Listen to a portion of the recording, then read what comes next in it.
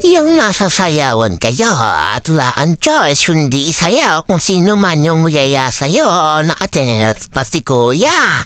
Pero sa totoo lang ha, ang itindi nga ni Kuya, just ko ha. Di mo na yan toothbrush. Yung nakita mo ang kumari mo at hindi mo alam kung anong kanyang ginagawa. Ayun, magpa-flying saucer siya. Ano kaya yun? Ang kaya narating. Ay, ano yun? Bakit ko na yes? Ako. Tay ba yun tayo? Ulitin natin. Ayan, si Ateng. Ayan, flying saucer nga. Ayan na. Ginagawa nyo rin ba sa mga kapatid? Ayan na. Loko, hindi ka pa nung kumilag. Ayan, bongga, diba? Aldasa. Ito naman si Ateng binibigyan ng kanyang jowa ng tinapay at gift sa kanyang birthday. Dahil tinapay nga lang, ito ay hindi niya feel ang tinapay.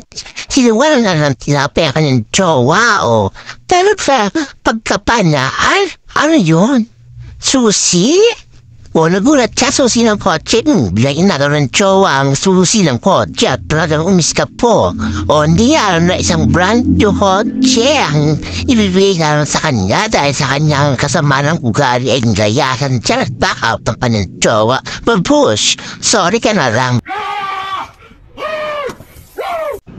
Eto namang si Incredible Hulk. Halos na baliw-baliw dahil banlaw siya ng banlaw ng kanyang ulo dahil may lakad siya. Nagmamatalit siyang maligo pero bakit hindi nakawala ang sabon sa kanyang ulo? Kaya inis na inis siya. Galit na siya. Bakit rin yung tubig? Yun pala may nagdalari doon sa tuktok sa taas. Siguro friend niya yun. Tinan mo ang galing ng prank, no? Pero totoo lang pag ako yan na po, tatabulin ko rin kung sino may buwagawa sa akin yan. Nakapagalit ha? Doon talaga ang preso na talagang iyak siya ng iyak. At doon niya pa ng misis at talagang Philippine love na pa ng mister. At siya ay iniiyak at talaga na pa ng jowa. Ang misis talagang sobrang pagmamahal niya sa kanyang asawa. Pero oras na para magpaalam, dinala siya ng pulis doon para umuwi na. At wala pa nag-iiyak. Pero kemi lang pala yun. Hindi pala totoo ang kanyang iyak. Madrama ka, mamang preso ka ha. At talagang makita niya ulit ang palang jowa. Iyak ko naman siya. Pero kemi lang talaga yun. Hindi totoo. Sorry kayo, prank lang yun. Kala nyo ha? Putarin niya ko no ha? Bye!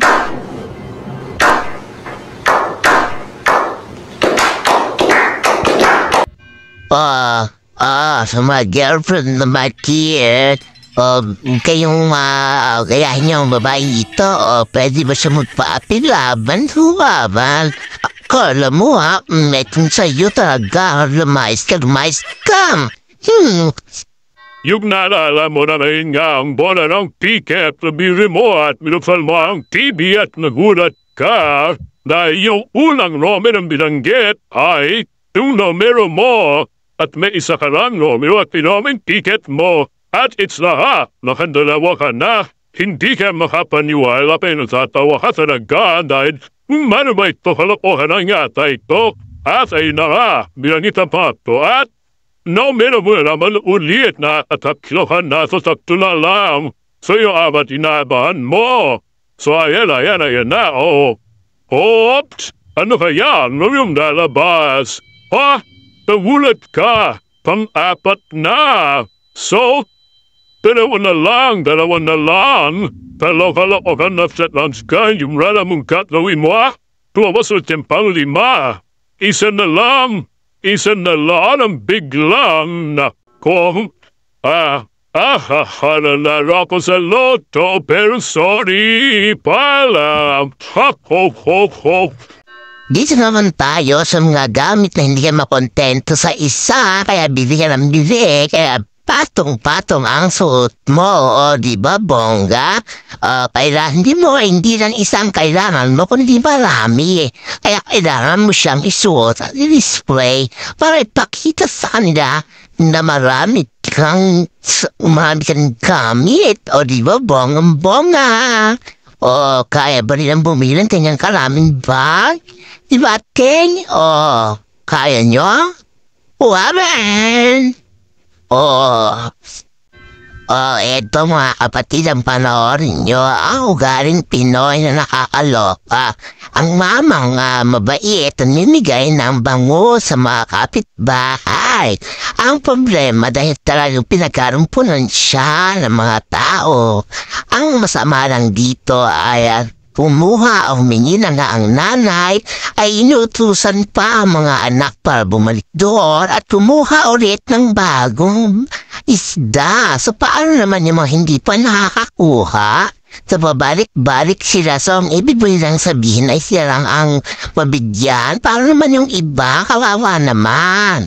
So dapat kapag nakakuha ka na, tama na. Kaya maniwala kayo sa akin, nakakuha ng nanay, ang tatay, ang pangalan, ang bunso, ang gitsi, ang ate, at pati siguro kung pwede lang lumakad yung batang nasa loob ng hinapupunan ni inay, ay utusan nila para din kumuha ng banguan. So diba yun naman mga bata, pabalik-balik, yung batang babae na yan, tingnan niya, babalik ulit yan, akala nilagyan sa ulit ni kuya, na isda pero hindi na siya bibigyan, dahil nahalata siya ni kuya. Oo, ni kuya, napabalik-balik siya din yung batang bayo minto dun sa gitna at pinagkapatid ng isang kawak niya. At eto siya, bumalik na naman siya para humingi. O tingnan nyo, kala niya bibigyan pa siya ni kuya. Hindi na, ang sabi ni kuya, tama na. At pambigyan naman natin yung ibang hindi pa nakakakuha. Kaya ayun, tumalis na yung bata. Yung mga Pinoy gusto nila sila lang ang makinabang. Kawawa naman yung iba. Tira malaring napakatakaw dra itong bakulang ito.